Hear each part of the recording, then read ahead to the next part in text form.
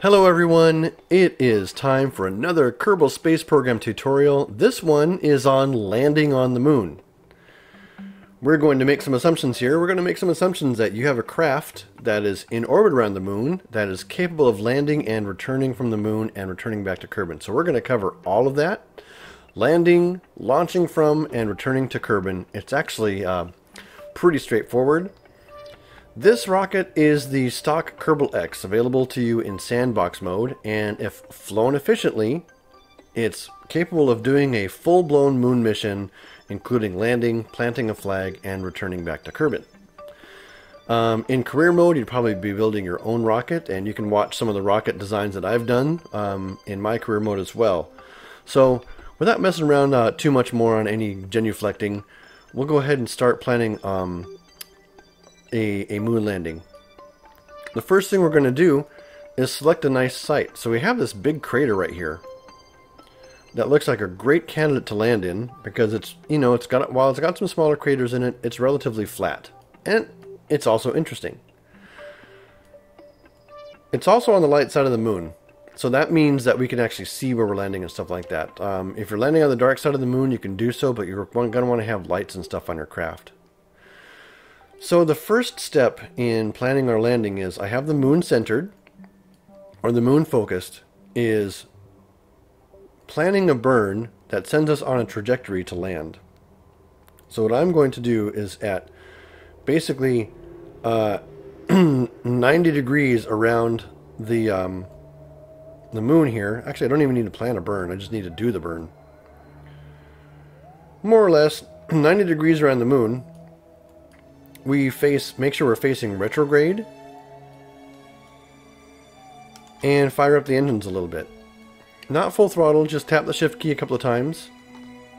Just like that. Now what we're doing is we're aiming long on purpose. I'll go ahead and bring this in a little bit. But what's going to happen is the moon's going to rotate a little bit while we're coming around here and coming in for landing. So we want to aim long, so we're kind of probably going to end up more in the center of this crater. And we do just want to check to make sure that this orbit line clears any mountains and things like that. So this lip of the crater is going to be a pretty interesting scene when we get there. The next thing we're going to do is plan our braking maneuver. This is basically where we determine... so here's where our orbit hits the ground. If we do nothing else, our ship's going to crash into the moon. So we're going to prevent that by planning the maneuver here and pulling the retrograde marker all the way until this thing stops.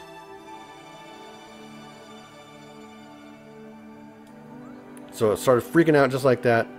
We now know that in order to bring ourselves to a stop, it takes 567 meters per second delta V and an estimated burn of 29 seconds. So basically what we're going to do is at 29 seconds away from this node, we're going to go ahead and hit the brakes. Let's warp to just before the lip of the crater. That'll be a nice scenic spot.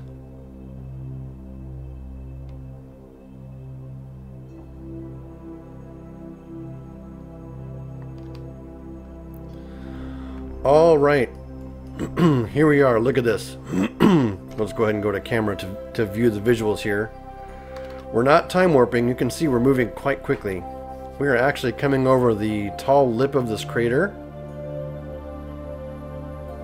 preparing for landing on the moon. We'll bring up our visuals here, and what we're going to do is at 29 seconds begin our burn. We don't have to start it before then, but we don't want to start it afterwards, otherwise we're at risk of actually crashing. Right here is our maneuver that we have planned. We're just waiting for this timer to get under 29 seconds.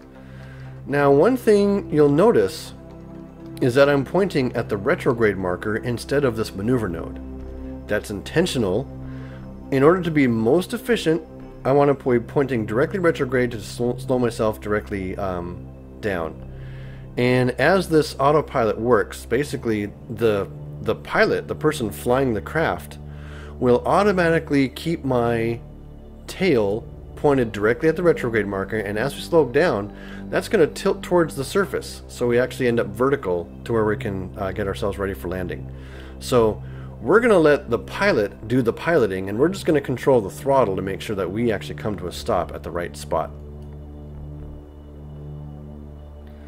So here we are at 40 seconds. We're just going to wait patiently here, and I want to flip this ship over. One thing I want to check really quickly is that if I do some controls, full throttle on the thing, W, A, D, W, and S, I want my rocket to sort of tip around logically in a way that makes sense that I'm expecting. So here we are. We're facing the retrograde marker. We're now slowing down. We no longer need this maneuver. I'm going to go ahead and click on the X to get rid of it. And I'm just going to pay attention to my surface speed. So we're hitting our brakes. You can see that our autopilot is automatically handling all the rest for me, right? So we've pretty much come to a stop as far as the surface goes, and now we're just on a vertical descent to the moon. And we've used up just over half of this fuel tank, so we actually have plenty of fuel to do all the other stuff we need to do. We're going to continue hitting the brakes, and while we're coming down, tap the G key twice to cycle the landing gear, or as many times as it takes. Okay, our autopilot flipped off of retrograde. We're just going to put it back on retrograde. And that was because I wasn't paying attention to my speed and I got going too slow. So we're just going to come down. We're at 2,000 meters coming down. You know, I don't want to be coming down much faster than about 10 meters per second. There's our shadow. We'll increase throttle to slow down even more. Ideally, I like to land at about 2 to 3 meters per second. And I'm just tapping the shift and control keys to keep my throttle constant where I want it to be as we come down for this nice, soft, and level moon landing.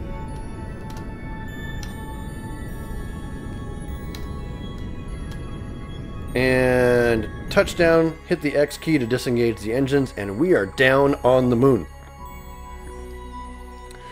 If this was career mode, you could run a full battery of science experiments and all that kind of stuff, but as it is for us, we're going to go ahead and extend the ladder and get on the surface of the moon and plant a flag really quick. Good old Bill Kerbin coming down. Bill Kerbin on the surface of the moon. If we do an EVA report, we discover that we're on the moon's east far side crater. And we'll go ahead and plant a flag.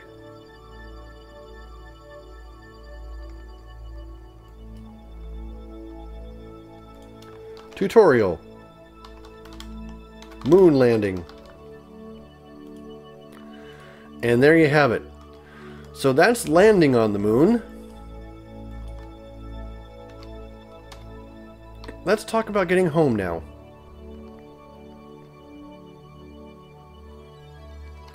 Retract the ladder.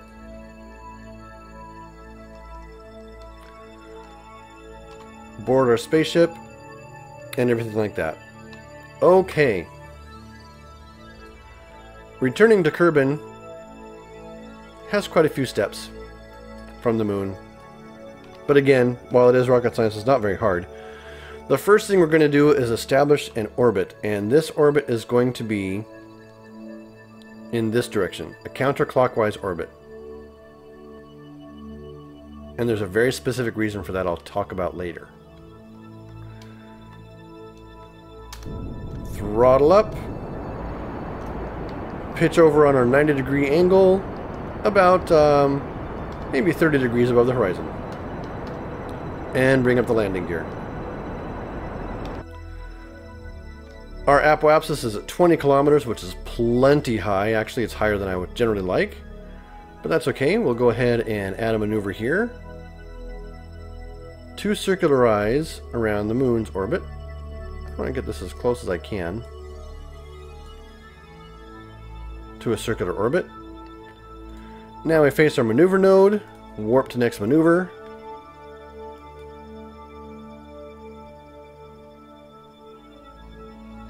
This is a 12-second burn. We know we have plenty of fuel left. I'm going to go ahead and fast forward time just a little bit more. At 20 seconds is good.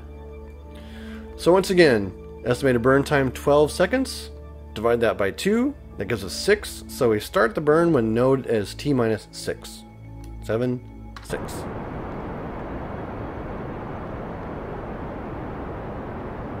You can see our fuel being chewed up here. 3, 2, 1, 0. And that should be good enough. Let's check our orbit. 20 by 17 is good enough for me. Now, the final thing is the return trip to Kerbin. And this is where things get very precise. So we're now heading counterclockwise around the moon. We need to do two things simultaneously with this next burn. We need to leave the moon's sphere of influence, and we also need to slow ourselves down with respect to Kerbin so that we can bring our periapsis down. See, right now, if we just barely left the moon, we'd have an orbit that's very similar to the moon. So I'm going to plan a maneuver that's right about here, and just get it set to escape velocity. So we can see here's the current effect of this burn. Now if I go like this to whip this around, I see that this periapsis gets much more friendly. Extend the burn further.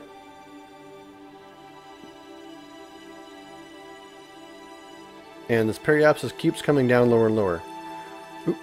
And what I want to do is I want to keep on pulling on this disc to sort of make this as efficient as possible.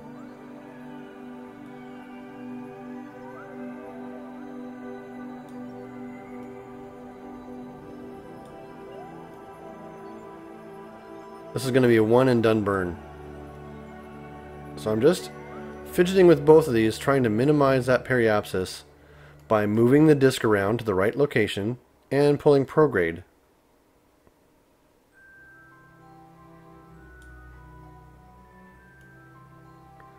For my reentries, I always aim for between 30 and 32 kilometers. That's true for Minmus, the moon, Minmus and the moon. Not necessarily true for interplanetary, but we won't have to worry about that. So I'm aiming right here for 30.7 is good. We see that this estimated burn is 9 seconds. Once again, we'll face our maneuver node. And we can warp to this maneuver.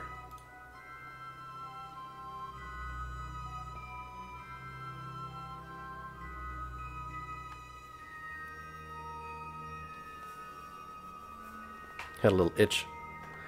Alright. So we're coming up on a maneuver, and once again, what I've done is I've made myself a maneuver that both is prograde with respect to the moon, so therefore it leaves the moon's, adds velocity, leaving the moon's sphere of influence. But in doing so, as we leave the moon, we're actually heading in the opposite direction of what our orbit is around Kerbin. So our orbit is this way around Kerbin. And any additional velocity is basically acting as retrograde velocity with respect to this orbit, bringing our periapsis down to reentry level. We're on the dark side of the moon here, so we'll just do this from the map. Backspace brings you back to your little guy.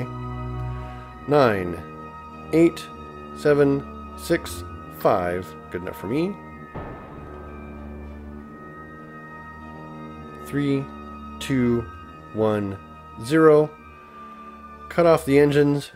Get rid of this maneuver. It's no longer useful. And point prograde. Now we're going to fine tune. Right now we have a 337 kilometer periapsis, which is nowhere close to the atmosphere. We'd end up being in orbit in perpetuitum. So we'll make sure that we add a little bit more velocity, just barely tapping the shift key to add just a little bit of velocity to get this periapsis down to where I want it, which is right around 31 kilometers is pretty good. And look, we still have a little bit of fuel left in this Kerbal X. But we don't need it. Now we can focus on Kerbin and quite simply warp to here.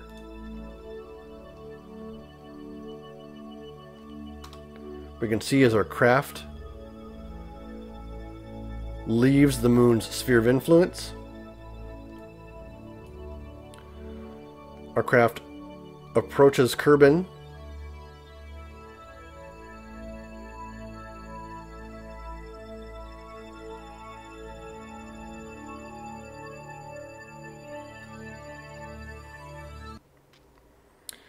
And unfortunately, we are coming to land on the dark side of Kerbin, but that's okay. We're going to see plenty of lighting here in a little bit. This might be a little bit hard to see. Maybe I'll use the backdrop here.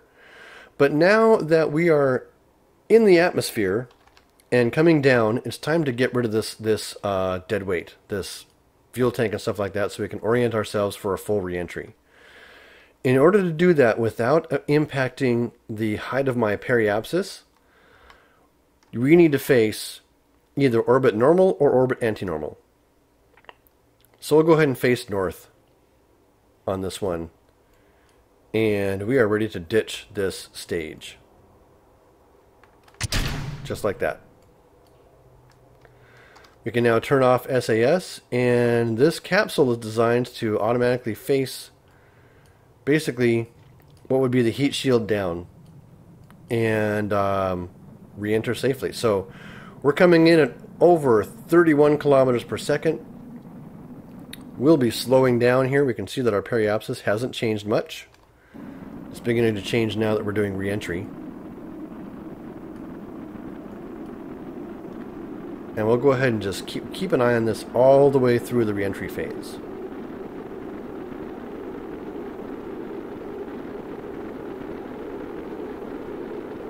Note, this tutorial was made in version 1.0.2.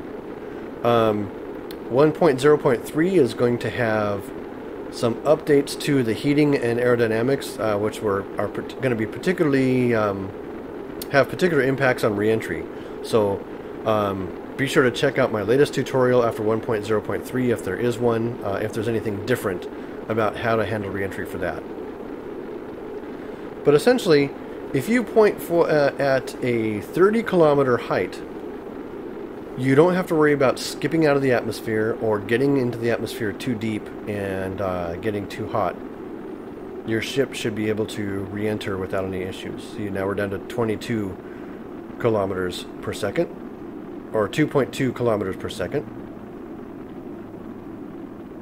That camera flip indicates that we've lost orbit. We now have a ballistic trajectory that continues to bring us down.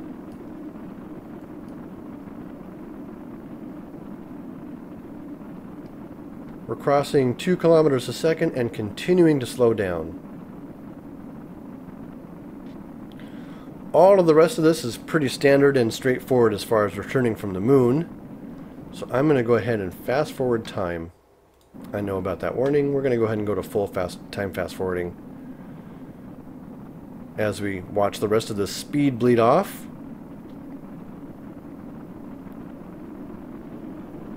Going to get a little bit of additional heating once again.